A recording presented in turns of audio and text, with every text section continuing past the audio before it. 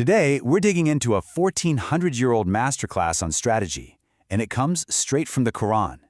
We're looking at this amazing passage that goes from psychological warfare right into the heat of battle.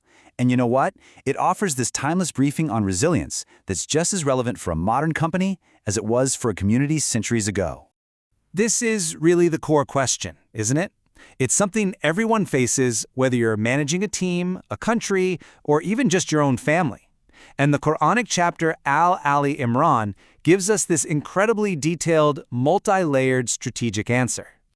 Okay, so let's get into it. The first part of this briefing, well, it doesn't start with weapons or walls. It starts on the psychological front. It's all about identifying your internal vulnerabilities, basically a lesson in counterintelligence that any organization today would pay a lot of money to learn. So, right off the bat, the Quran isn't calling people to arms. It's giving a critical warning about information security. It's saying, be careful who you make your confidants. And it's not about blind prejudice. It's because it lays out the hostile intent from a specific group. And look at the evidence it presents. What you hear them say, that's just the start. What's hidden is far worse. And this is where it gets really interesting. The key Arabic word here is bitana. It literally means the inner lining of a piece of clothing, you know, the part that's right up against your skin. It's this brilliant metaphor for an insider, someone with access to all your secrets. So the warning is really about who you let into your inner circle, into your bitana. Then the text just paints this incredibly sharp psychological picture. It contrasts the believer's attitude of goodwill, believing in all Scripture, with the enemy's hidden, two-faced hatred. And that image of them biting their fingertips in rage, I mean, that is such a visceral way to describe this pure, uncontrollable jealousy. So you can see this huge psychological gap between the two groups, right? On one side, you've got openness and good faith. On the other, you've got this hidden rage and deception. The Quran is basically training its audience in threat assessment. It's telling them to use reason to see these signs, a skill that is absolutely vital for any leader. So, when you're facing this kind of hidden hostility, what's your strategic defense? You might think the answer would be to retaliate, right? But what the Quran provides is this really clear and maybe surprising two-part formula to completely neutralize the threat. First, this verse gives you a litmus test for who your real enemies are. How do they react when things go well for you or when things go badly?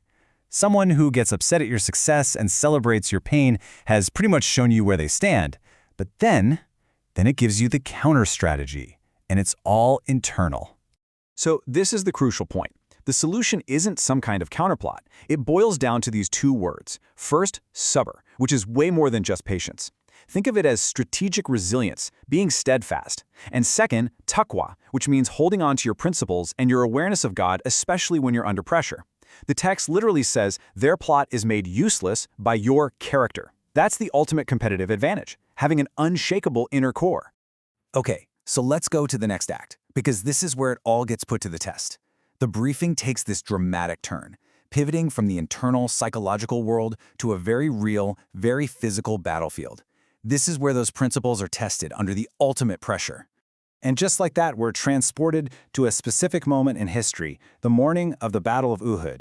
Prophet Muhammad isn't just a spiritual guide here, he's a field commander, strategically placing his troops. It takes all those abstract principles and grounds them in real, concrete action.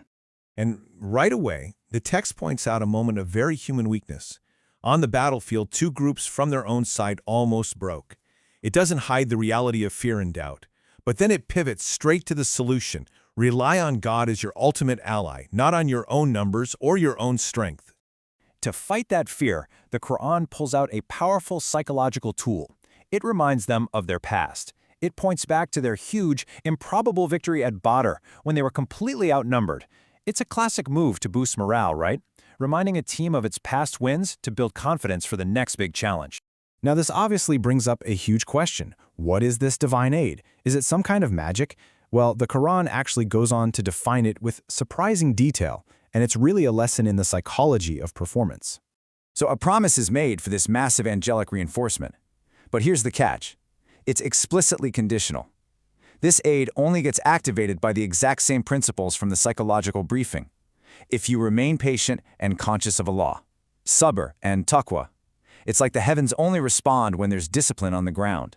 First, the text gives them an initial promise of backup, a force of 3,000 angels. That's a number designed to make you feel a lot more confident right away.